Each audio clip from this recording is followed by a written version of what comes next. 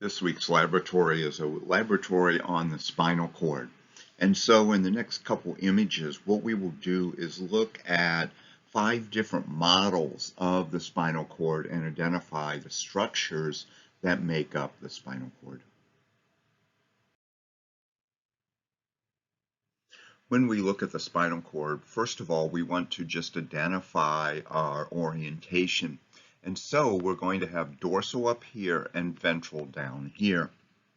And so attached to the spinal cord, we're going to be able to see the dorsal root. And one of the easiest ways to identify the dorsal root from the ventral root is the identification of this large swelling right here, which is the dorsal root ganglion. And so if that's the dorsal root, then down here becomes the ventral root. As these two roots come away from the spinal cord, they will join and they will form a spinal nerve. But the spinal nerve is going to separate very, very quickly into a dorsal ramus, which will head towards the back, and a ventral ramus, which will head more towards the front of the body. And then finally, off of that ventral ramus, we will see two small extensions. The lateral one is the white rami communicantes. The medial one is going to be the gray rami communicantes. So these are the structures that I want to identify on this model.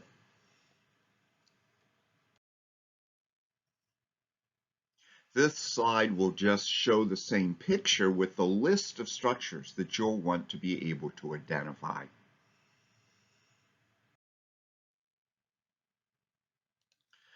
Our next model is going to show us the tracts which are found in the white matter.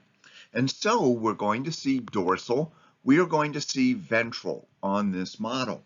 And on this model, the motor tracts are going to be over here, and then the sensory tracts are going to be located over here.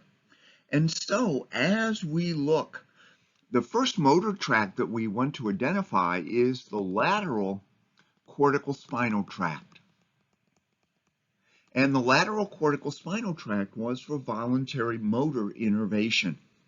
Then right next to that, right down here, we're going to see the rubral spinal tract. And the rubral spinal tract is going to be for motor system control. And then right here, we're going to see a small little tract, and that is going to be the ventral cortical spinal tract. So for laboratory, I'm only going to be asking you to be able to identify these 3 motor tracts.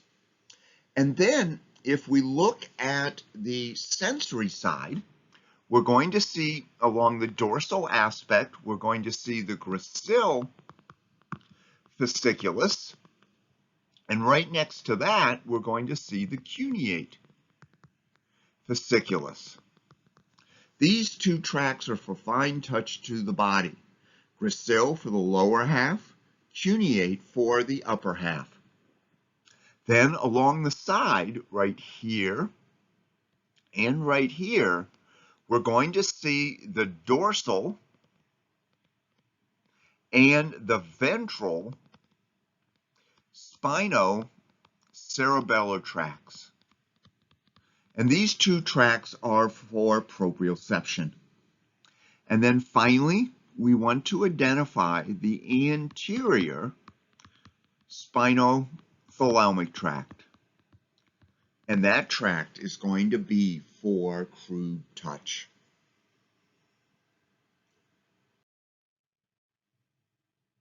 Again, the same model with the list of tracts that you'll want to be able to identify. The next model is going to be showing us the relationships of the spinal cord to surrounding structures. And so we can see this large vertebrae such that, again, this is dorsal and this is ventral, with the body of the vertebrae being right here. And so as we look, we can see this fat-filled space right here, which is the epidural space. And the epidural space is going to contain adipose tissue and then some veins that run along the spinal cord. Then we're going to have this layer of connective tissue, and that is going to be the dura mater. And then right next to that, that thin layer right there is going to be the arachnoid. And then in between the two, you'll see this little line. And that little line represents the subdural space. And the subdural space, again, is really a very, very thin, almost potential-like space. Then we have this large space right here. And that is going to be the subarachnoid space.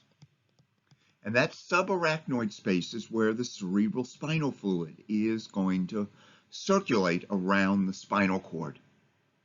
And then finally, attached to the spinal cord, this layer right here is the pia mater. And we said that the pia mater was like the visceral covering that we see in a lot of organs. Excuse me. So these are the structures that I would like you to be able to identify on this model.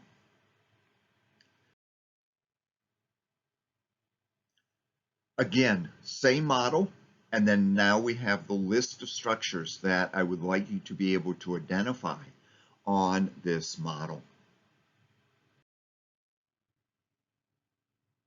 On this model, we want to focus on the gray matter and then the major divisions of the white matter. And so if we look at the gray matter first, we're going to see, again, our orientation is, as it's been, dorsal and ventral. And so we can see on this model this extension that sticks up right here, and then it's the same thing down here. And that is going to be the dorsal horn. And we said that the dorsal horn was where we were going to see most of the sensory cell bodies. Then down here, and then here, we are going to see the ventral horn.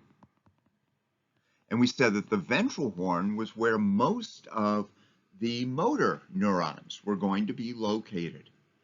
And then if you look carefully at this model, you can see this little area that bumps out right here, and then here it is right here.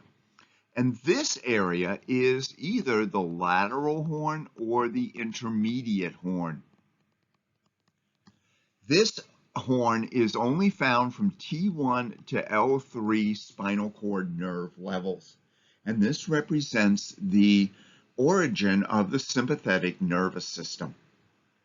Then when we look at the white matter, we can first of all see the dorsal column here. We can see a lateral column here and a ventral column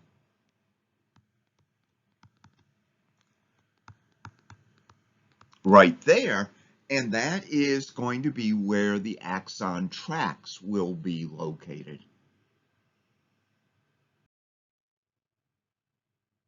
And so here's our list of structures that you'll want to be able to identify associated with the gray and the white matter of the spinal cord.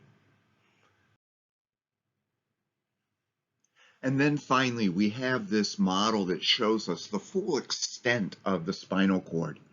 And as we look at this, we can see that in the middle, we see the spinal cord. And if you look at this model carefully, you will see that in this area right here, the spinal cord gets wider. And this is the cervical enlargement of the spinal cord. And that cervical enlargement is where the brachial plexus originates, and you can see that. Then at the distal end of the spinal cord, we're going to see again another swelling.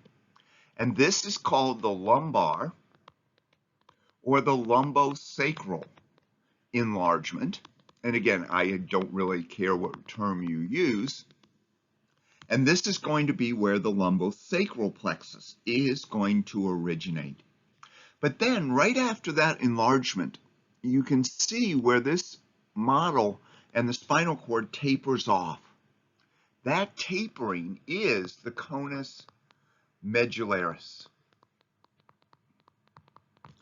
Coming off of the point of the conus medullaris and running right down the center of this model, right there, we can identify the filum terminalis. We are not going to try to distinguish whether it's the filum terminalis interna or externa. Filum terminalis will work just fine for us. And then all of this other material down here represents the spinal nerves that are traveling through the vertebral canal. And these are the cauda equina. The cauda equina, which literally translates as horse's tail. And then finally, if we look carefully at this model, on this side, we can see the, the ventral roots coming off of the spinal cord, and they will then eventually form spinal nerves out here.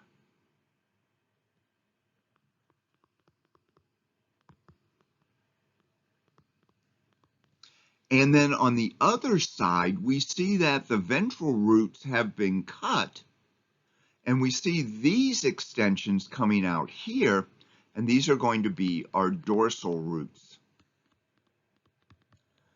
So we can see the different roots of the spinal cord.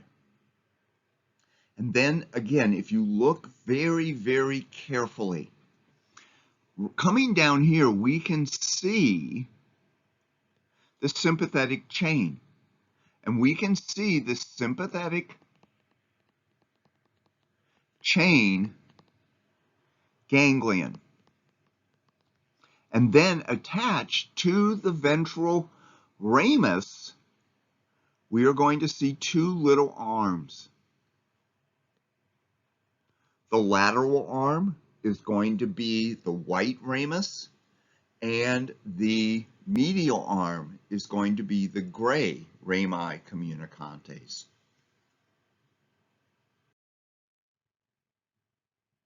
To finish this out, here is the same model, and then the list of structures that you will want to be able to identify. So this concludes then our model on the spinal cord.